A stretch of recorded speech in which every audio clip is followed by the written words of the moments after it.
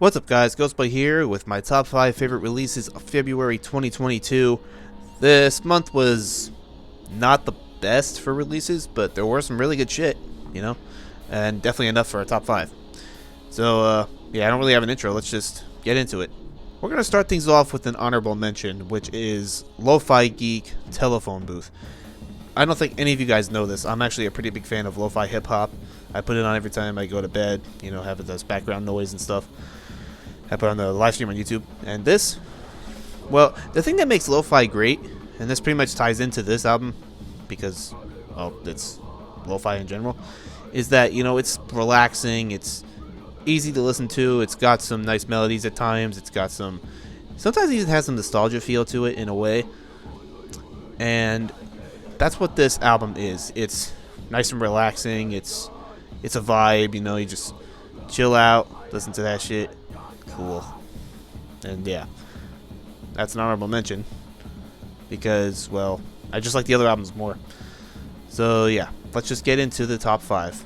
Number 5 is possibly the most anticipated album of pretty much any metalhead this month at least, and that's Corpse Grinder Self-Titled. I don't really have much to say about this because there isn't as much to say as I hoped, but I really did love this album. It's like, the best way I can describe it is death metal Hatebreed. Like, literally just Hatebreed, but with more blast beats and with Corpse Grinder on vocals. And given that's me who's saying that, I don't really think I have to say anything else. This album, but I mean, it was hard and heavy. It was, Corpse Grinder's vocals haven't aged a fucking second. Just so consistent after all these years. And yeah, this was a great debut from a great vocalist, and I'm looking forward to hearing more of his solo stuff. That is, if he even does more solo stuff. Number 4, As It Is, I Went to Hell and Back. I pretty much have fallen out of love with pop punk at this point, even though there are still a lot of really good songs and bands and stuff. But this album isn't really like complete pop punk. It's more of like pop punk, pop rock type stuff, and I absolutely love it.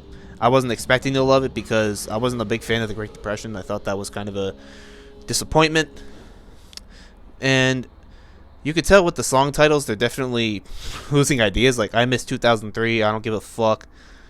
I forgot the titles for pretty much every song at this point, but I enjoyed most of the songs. There were a couple songs I didn't like. There were some that felt like some of that like 2010 pop punk things, pop punk shit, like that shit you hear in Chuck E. Cheese or something. I don't know, but one thing I really liked the lyrics in this album. I thought the lyrics were fire. The melodies just made the album. I absolutely love the melodies, and Patty's voice. I really like Patty's voice. I don't know why everyone hates it, especially when the guy from Dance Gavin Dance has a worse voice. Yeah, this is a great album. I'll give a fuck. Number 3 is an EP. No Eye Has Seen. Eternal Lung. I don't know why I forgot that for a second. Now, most of you, actually no, all of you know this. I'm a simple man when it comes to metalcore. So needless to say, I love this EP. It's got the prog, it's got the chugs, it's got the fills. Dude, the drummer of No Eye Has Seen is fucking insane. Do you remember that reaction I did for Lost World? Lost World's not on here, by the way. Insane. Like, his technicality is just the rhythm. His rhythm is technicality, and that's probably like the main thing about this EP. What makes it so good. Caleb is such a good vocalist. You know, I mean, it's progressive metalcore. What else? Progressive metalcore is all you need in life to be happy, and this EP takes part in that. Number 2 is another EP, and that's Kane Hill, Cru de Amor, Volume 2. I hope I'm pronouncing that right. But yeah, I never really got super into Kane Hill. I always liked a couple songs, but this is like really different from like some other old stuff because it's not as new metal-y or as, you know, industrially, I guess you can say, as their old stuff. And what I really like about this is I really like Elijah Witz.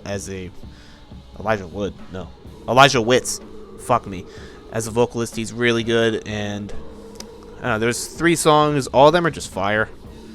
You know, this EP was just fire. I loved it, man. It was so good.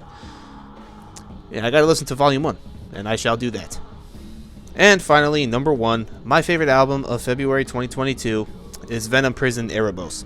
I've never listened to this band. I didn't really know what to expect because judging by some of the bands I've seen them like tour with, like I didn't see them live, but some of the bands they've toured with, I've seen flyers of. I'm like, oh, maybe they're like a hardcore band or grindcore band like Nails or some shit.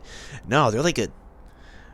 How the hell do I describe this? They're like death metal, mellow death, metalcore-ish. I don't know. But whatever it is, it's fucking awesome. The riffs on here, oh, so good.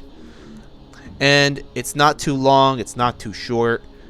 It's a perfect amount of you know, track listing and timing and shit.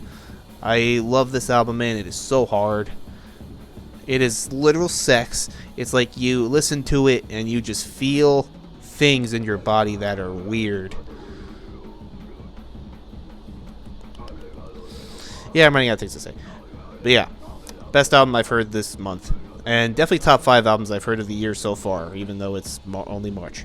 And that does it for this video, guys. I don't really go in depth on these kind of videos because, save that for other things. And yeah, I hope you guys like this video. Hope you like any of the albums that I have on this list. Listen to Venom Prison if you haven't already. And yeah, that's it. See you guys in the next video.